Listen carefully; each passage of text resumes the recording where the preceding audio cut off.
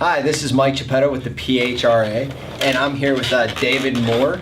And David, thank you so much for giving a closing keynote and that inspirational speech that you did for the PHRA conference. Just kind of diving in for some of the people that weren't here to view it personally. Could you just kind of give us some highlights of your presentation entitled Purposeful Purpose Enhancing Growth of HR Leadership? Absolutely. Somebody worth following is about it's about people, purpose, and passion. Mm-hmm. So people, purpose, and passion are the three driving factors that are going to make where people are going to find happiness. Mm-hmm. So I started with people, and I drilled down. You have to look inside. Where are you at?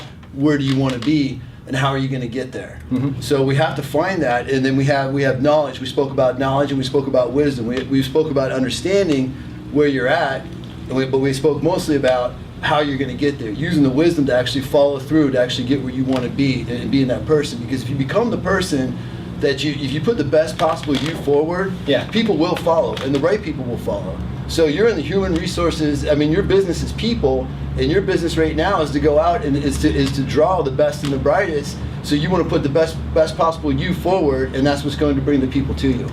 Yeah, no, that makes a lot of sense, and it definitely speaks to what we do, and the value that individuals bring to organizations. You want to get the best out of them, so that definitely makes sense.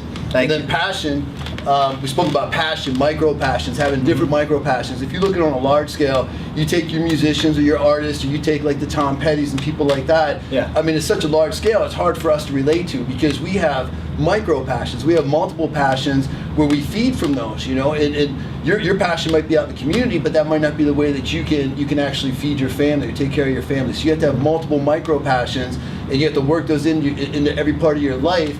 And as an HR professional, if you can go, and if your passion is, hey, I'm going to take this person that has this talent and I'm going to put him in the right position, you're going to see the feedback from that. So that's a great passion to have as an HR executive or HR professional. Yeah, definitely agree. You got to put the people in the right areas and make sure that that's going to set them up for success, because ultimately that sets up everybody in the organization for success, for sure. Absolutely. So thank you for sharing that. It's been a fascinating journey of your life. How have your life experiences in general, whether it be the 39 combat missions that you've had for the Middle East, or the 2 plane crashes that you've survived. I mean, those are all experiences that have probably shaped you and kind of given you the path in which you speak to people today. Can you tell us a little bit more about those experiences? Absolutely. My first plane crash on December 17th, 1997, it definitely changed my whole life. It took my purpose, where I talk about purpose, is in having you're going for a purpose, and all I wanted to be was an airline pilot. Mm-hmm. And that was everything I wanted to do, but my entire purpose has changed after that, and it completely redirected my life, and I ended up in the military, and then I achieved what I wanted to there, and then redirected from there, and now I'm a speaker, and I go around and I give the knowledge that I've learned from the facing death like I did. It's coming so close to dying that day. Mm-hmm. And the point that I like to get across is you have a plane crash, everybody has a plane crash story, and how we take that story and what we do with it is the difference between post-traumatic stress, post-traumatic growth, or say PTSD. Because when it becomes a disorder, that means that you haven't dealt with it. But if you take the knowledge, if you take the wisdom out of it and you grow from it, it changes the whole world. And that's what we're looking to do. We're looking to help people find their purpose and redirect their lives to where they need to go, where they want to be. And that just led to the next, and the next led to the next, and just kind of a building block. And I would like to think that I'm only in the middle of my journey. I still have a lot more to go. Yeah, I mean, definitely. Those, you look at your life and you look at where you've come from. Yeah, you've got a whole bunch in front of you. It's been a journey. Definitely. Just take it as it comes. So, you authored a book, Lines Along the Wall, and you talk about what you referenced before, post-traumatic stress syndrome and post-traumatic growth.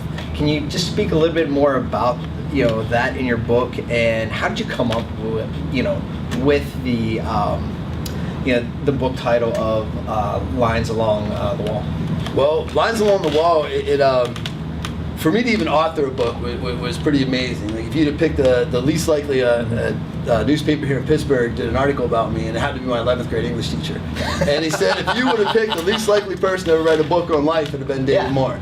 I played football. I didn't really care a whole lot about English class, all the things, and he actually helped me edit the book down the line. But it was amazing, a line of events when I was in the Middle East that led me to writing this book. And my first book, Lines Along the Wall, was actually more about my health, and it was more about me kind of putting a cap, finalizing, dealing with everything that I had been through and making sense of it. So you were talking about the post-traumatic stress. We all have post-traumatic stress. Ever since we're little, it's these little events in our lives that add up that make us the person that we are today. Now, if you want to put a disorder on there, that means that we weren't able to deal with that. And I try to get away from that, because telling somebody they have PTSD means that they have a disorder and they're at a handicap, where I believe they're actually at an advantage with post-traumatic growth, because you can take that lesson and you can grow from it. So post-traumatic stress goes back to the time of Moses, when he used to, after hand-to-hand combat, he used to put them outside the camp to see how the individuals would react to that. You can only imagine how bloody and gory that would be. So as humans, we've been dealing with that all, that's been since the beginning of time.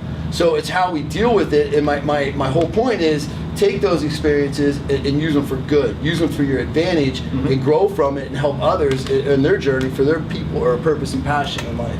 Oh, that makes a lot of sense. I've had some friends that have actually served over in the Middle East and have, thankfully come back from there. But like you said, they're dealing with those stresses and trying to grow from them and trying to just acclimate themselves back into society and live a normal life. So I think when you can grow from those types of events, I agree. It's not you don't want to label it as a disorder, but from a learning experience, definitely, and a growth experience, definitely as well. Absolutely. So, one kind of, just kind of relaxing question. You're a busy guy, you're traveling, you're speaking, you're engaging leadership, that kind of stuff. What the heck do you like to do in your spare time? Well, family number one. Yes. So I have a beautiful wife, 2 beautiful girls, and a third one about to come in the next week or 2. Congrats! Thank you. Now, you know what you're having. That's a girl. Right. So I have 3 girls. 3 girls. So if I'm going to have a boy, I've already been told that we're adopting. Okay, gotcha. That came straight from the top, so straight from the wife. But so I'm big into my family. We have a lot of fun as a family. We we keep it new. We work together, and I enjoy spending time with my family. Outside of that, I actually still enjoy to fly.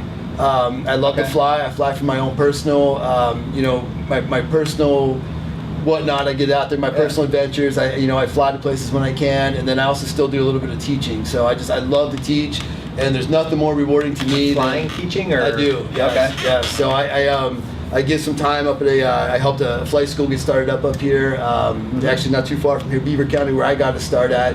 Okay. And I love to give my time, and the aviation is right now. It's just bursting. There's so many opportunities out there. So they have 20-year-olds trying to teach 18-year-olds, and some people that are struggling a little bit, they can bring me in. And I have a little bit more experience, and you can imagine at first these young kids don't even know how to deal with me. But then I get them to where they want to go, and then after we get them soloed or whatnot, I'll cut them loose. But I have a good friend up there that runs the flight school, so awesome. I love to teach. I love to. That's a part of me that I've always enjoyed. So pay it forward. That's my whole. Take what you know, and I've had all these great experiences. I have my Navy wings, my Air Force wings, civilian ratings, all this stuff, and I might as well use all those experiences and pay them forward to these guys, so they can go out on their, out in their life and get what they want, fulfill their purpose. Awesome. Well, David, this has been tremendous. We appreciated you coming in and speaking to the conference. I know I enjoyed it. I definitely enjoyed our time here as well. And thank you for sharing your stories. Me too. Really Thank you very much. Appreciate All right. it. Thank you. Have a good one. Thank you. Too.